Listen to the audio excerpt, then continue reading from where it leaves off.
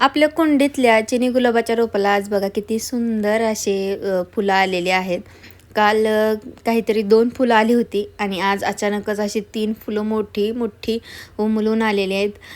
कालची साईज थोडीशी कमी होती, पण आजची बघा किती सुंदर आहे. बाहेर पावसाचं वातावरण आहे ना, त्याच्यामुळे या झाडांना आणखीनच तजेलदारपणा आलेलं आहे. गॅलरीत जी कुंडी ठेवली आहे ना, तिथं पण एक सुंदर असं फूल आलं होतं. म्हणलं तुम्हाला दाखवावं. आपण काल परवामध्येच हे रोप इथं ट्रान्सफर केलं होतं. तर तुळस पण बघा किती छान फुलली आणि हे मनी प्लांट. एक चिनी गुलाबाची कुंडी ना आम्ही मुद्दामूनच किचनच्या खिडकीत ठेवलेली आहे. का तर ज्यावेळेस मी काम करायला तिथे येईल ना, तर मला असा फ्रेशपणा तिला बघून जाणवेल, म्हणूनच मी तिथे एक कुंडी ठेवलेली आहे. तर असो आज मला भरपूर अशी कामं होती स्वच्छतेची आणि त्यात मला हा फ्रीज स्वच्छ करून घ्यायचा होता. खूप दिवस झाले फ्रीज मी वरूनच स्वच्छ करून घेत होते, पण आतून मला डीप क्लीन कधी करता आलं नाही. काचा वगैरे तर मी त्याच्या दर आठवड्याला किंवा महिन्यातून 2 वेळा असं क्लीन करते. आणि व्हेज बॉक्स तर ज्यावेळेस मी बाजारातून भाजी वगैरे आणेल ना आठवड्याची, तर त्यावेळेसच क्लीन करते. पण बाकीचे जे बॉक्स आहेत, पाण्याच्या बॉटलची जागा वगैरे, ते सगळं मला डीप क्लीन करून घ्यायचं होतं. तर म्हटलं चला, आणि जिथं तिथं ना कढीपत्त्याच्या पानं अशी विखुरलेली होती. का तर मल्हार सारखा फ्रीजमध्ये त्याचं काय काम असतं काय माहिती, तो येतो सगळं अस्ताव्यस्त करून जातो. मग असं मला काहीतरी स्वच्छता अभियान राबवावंच लागतं. मग पहिल्यांदा सगळं सामान असं किचनवरती ठेवून दिलं आणि मला वाटलंच नव्हतं की एवढं फ्रीजमध्ये सामान आहे. भयानक सामान फ्रीजमध्ये होतं. तर ते सगळं एक एक करून चांगले 10-15 मिनटं गेले माझ्या सामानाच बाहेर काढण्यासाठी.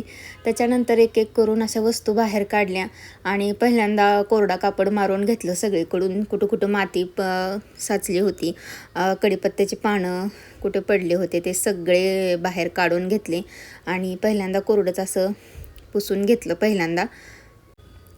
आणि माझ्या मसाल्याच्या सेक्शनमध्ये सुद्धा भरपूर ठिकाणी असा जो कोरडा मसाला असतो आपला, खडे मसाले, ते कुठं कुठं पडलेले, तर ते पण मला काढून घ्यायचे होते. हा माझा सेपरेट मसाल्याच्या बॉक्सचा सेक्शन आहे. मी इथे सगळे मसाले, चिकन मसाला, घरकुल मसाला, हे इथे सगळं माझी जागा असते त्याची. आणि खालच्या एका ट्रेमध्ये अंडे असतात आणि एका ट्रेमध्ये मी पूर्ण माझ्या नेल पेंट्स ठेवते. तर तिथंसुद्धा बघा किती पडलं होतं, सगळं मसाल्याचं सगळं पडलं होतं. तर मला ना हे निघतच नव्हते पहिल्या. तर नंतर ना मी काय केलं, मोबाईल ऑफ केला आणि सगळं काढण्याचा प्रयत्न केला एक एक करून. हे एक एक करून काढते तोपर्यंत मल्हार उठतोय का नाही, पण ह्याची पण मला भीती होती. का तर ह्याचा आवाज यायला लागला होता ज्यावेळेस मी ह्याला काढत होते त्यावेळेस. म्हटलं पहिल्यांदा एक एक वस्तू ह्याच्यातल्या काढून घ्याव्या ज्या कचऱ्यामध्ये टाकायच्या आहेत त्या, आणि मग काढण्याचा एक प्रयत्न करूया. का तर फरशीवर सुद्धा भरपूर ह्याचं माती वगैरे पडली होती फ्रीजमधली. म्हणून हातामध्ये जे काही वस्तू ठेवता येतील निवडून त्या काढून घेत होते.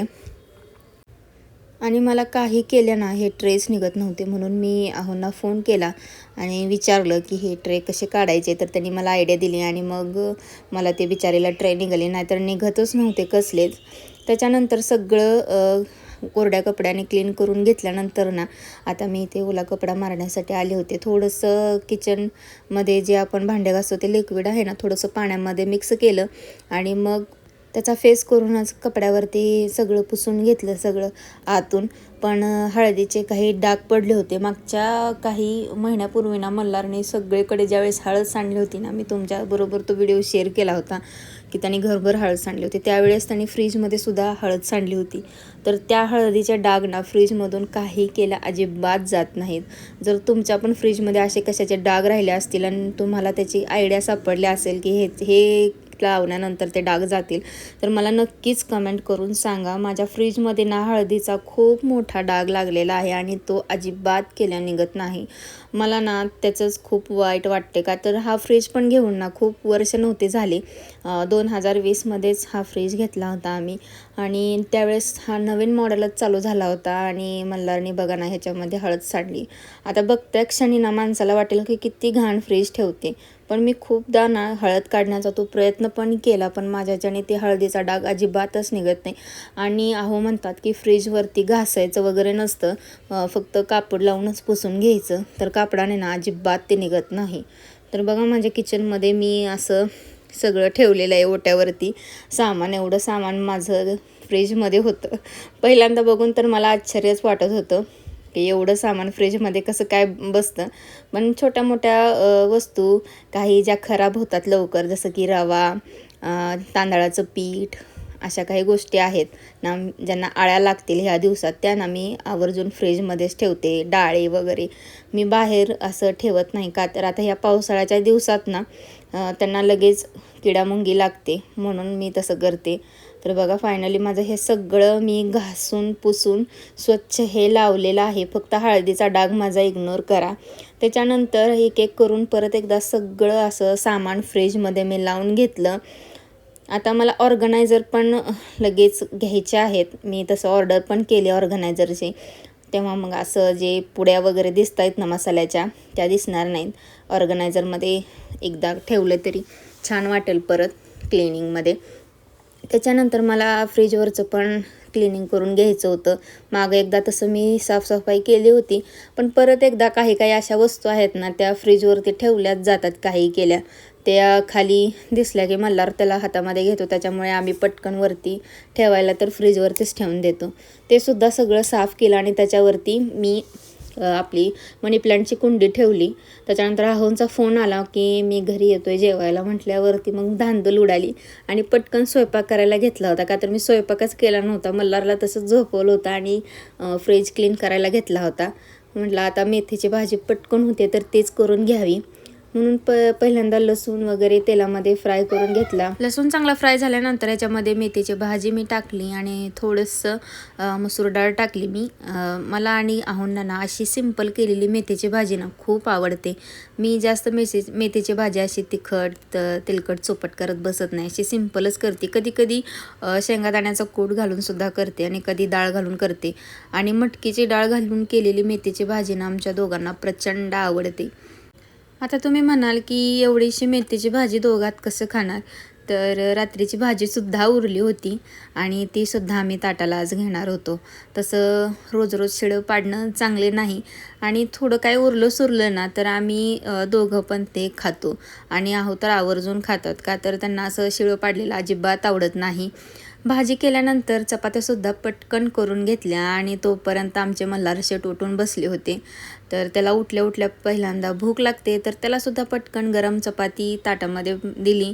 तसं आज फ्रीज पूर्ण स्वच्छ करेपर्यंत मल्हार अजिबात उठला नव्हता.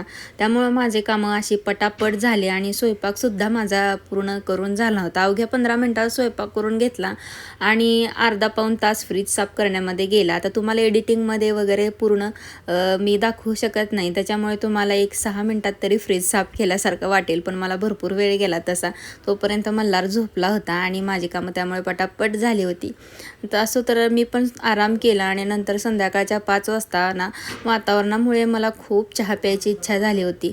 म्हटलं आज थोडासा अहो येण्याच्या आधीच चहा पिऊन घ्यावा. का तर कधी कधी अशी चहा पिण्याची क्रेविंग्स होते ना, तर मग मी एकटी करून चहा घेतेच. तसं मागच्या व्हिडिओ मध्ये तुम्हाला मी सांगितलं होतं की मला चहा जास्त आवडत नाही आणि मी एकटे तो कधी घेत पण नाही. पण वातावरण एवढं छान झालं होतं ना की याच्यामध्ये ना गरम गरम चहा मस्त आणि गरम गरम भजी खाण्याचा खूप मोह मला झालेला. भजी तर मला अजिबात आवडत नाहीत, पण मी चहा मात्र नक्कीच स्वतःला करून घेणार आहे. आणि मी आज करत होते गुळाचा चहा, तर म्हटलं तुम्हालासुद्धा ही रेसिपी दाखवावी गुळाच्या चहाची, की मी गुळाचा चहा कसा करते ते. तर पहिल्यांदा पाणी गरम केलं आणि पाणी उकळल्यानंतर त्याच्यामध्ये ना थोडंसं आलं खिसून टाकलं. आलं खिसून ते चांगलं पाणी उकळलं ना की त्याच्यामध्ये ना गूळ टाकायचा. आता तुम्ही जेवढा चहा करता त्याच्या प्रमाणात तुम्हाला गूळ कसा केवढा घ्यायचा ना ते नक्कीच समजेल. तर माझ्या एकटीपुरता आता मी ते चहा करते, तर मी ते गूळ तेवढाच घेतला आणि नंतर त्याच्यामध्ये चहा पावडर टाकली. हे मस्त असं चांगलं एक उकळी येऊ द्यायची आणि चहा ज्यावेळेस उकळतोय ना तर त्यावेळेसच दूध टाकून घ्यायचं आणि मस्त ह्याला पण एक उकळी काढून घ्यायची. आता कित्येक जण म्हणतात की चहा हा फुटतो, पण माझा गुळाचा चहा आजपर्यंत तर काय फुटलेला नाही. त्याच्यामुळे तुम्ही सुद्धा असा नक्कीच ट्राय करून बघा. दूध ना उकळत असतानाच टाकायचं म्हणजे चहा फुटत नाही. तर असा होता माझा आजचा दिवस. आज दिवसभरात मी सकाळचा नाश्ता बनवला. नाश्ता तर मी काय तुम्हाला काय बनवलं ते दाखवलं नाही. का तर मी साधे पोहेच बनवले होते. पोहे आणि चहाचा आम्ही नाश्ता केला होता. आणि त्याच्यानंतर मी फ्रीज साफ केला, मग स्वयंपाक बनवलं, मग जेवले आणि थोडंसं रेस्ट पण घेतली. दिवसभर असं कामातच नाही गेला माझा, रेस्ट पण केली. आणि त्याच्यानंतर मग म्हटलं की गुळाचा चहा तुम्हाला दाखवावा, का तर माझा एकदम परफेक्ट गुळाचा चहा मला जमतो, म्हणून तुमच्यासोबत ही रेसिपी मी शेअर केली. तर असा बऱ्यापैकी माझा आजचा दिवस गेला. तर कसा वाटला व्हिडिओ मला नक्कीच कमेंट करून सांगा. आवडल्यास लाईक करा. आणि हो, व्ह्यूज तर येत आहेतच, पण त्याच्या मनाने लाईक्स खूप कमी येत आहेत. ज्यावेळेस तुम्ही लाईक आणि कमेंट करता त्यावेळेस एक उमेद भेटते की हा बाबा की माझा व्हिडिओ तुम्हाला आवडतोय म्हणून. तर नक्कीच लाईक करत चला आणि कमेंट पण करत जा. तर चला मग भेटूया अशाच एका नवीन व्हिडिओमध्ये. तोपर्यंत बाय बाय.